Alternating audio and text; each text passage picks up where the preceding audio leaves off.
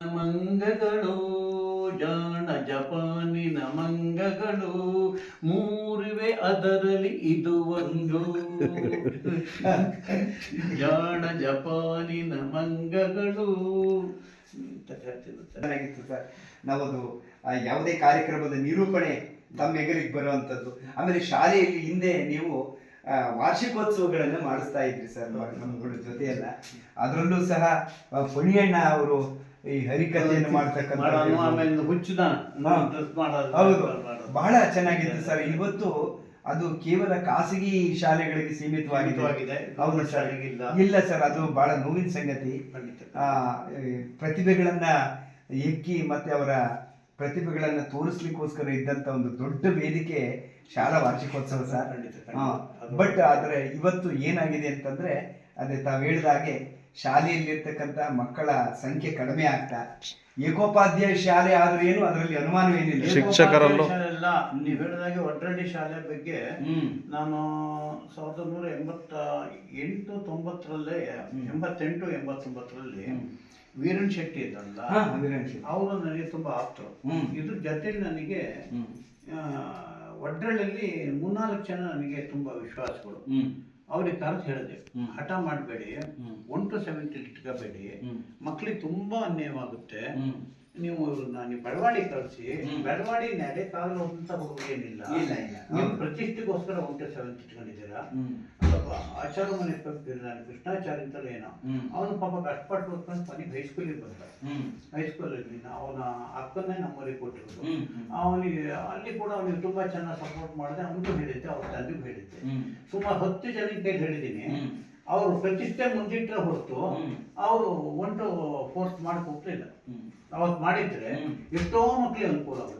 ನಾ ಕಂಡಿದ್ದು ಹೈಸ್ಕೂಲಿಗೆ ಬಂದ ಹುಡುಗರು, ಯಾವುದು ಇದೆ 1 to 7 ಓದ್ತು ಬಂದಂತ ಹುಡುಗರು ಒಡ್ರಳ್ಳಿಯಲ್ಲಿ.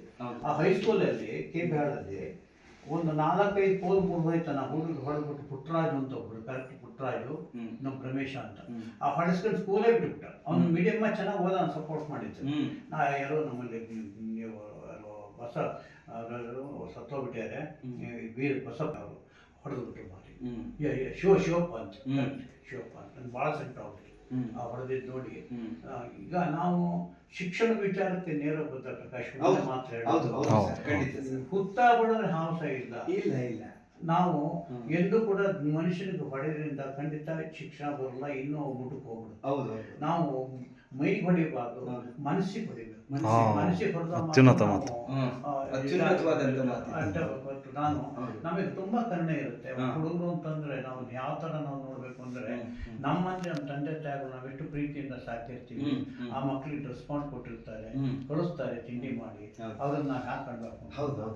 ಅದಕ್ಕಿಂತ ಹೆಚ್ಚಾಗಿ ನನ್ಗೆ ತುಂಬಾ ಅರಿವಾತು ಅಂದ್ರೆ, ಇನ್ ದ ಇಯರ್ ಆಫ್ 1974-75 ನಾನು ಮಣಬೂರ್ ಲೋಕ್ ಮಾಡ್ತಾ ಇದ್ದೆ. ಆಮೇಲೆ ಸಾರ್ವಾಡ್ ಹೆದ್ದೊಂಬೆ ನಂದು ಮದರ್ ಸ್ಕೂಲು, ಅಲ್ಲಿ ಡೆಪ್ಟೇಷನ್ ಆಗಿತ್ತು. 4 ಮೈಲಿ ದಟ್ಟವಾದ ಕಾಡು, ಇಷ್ಟೇ ಜಾಗ, 24 ಗಂಟೆ ಮಳೆ ಸುರಿತಾ ಇರೋದು. ಮಕ್ಕಳು ಅಲ್ಲಿಂದ ತಿಂಡಿ ತಗೊಂಡು ಬಂದು ವಾಪಸ್ ಹೋಗಾರು. ಇಲ್ಲಿ ಇದ್ದಾರೆ ಎಷ್ಟೋ ಜನ, ಕೆಲವು ನಾವು ಹೆಸರಿಡಕ್ಕೋಲ್ಲ, ಅವರು ಪಾಠ ಮಾಡ್ತಿರ್ತಿಲ್ಲ.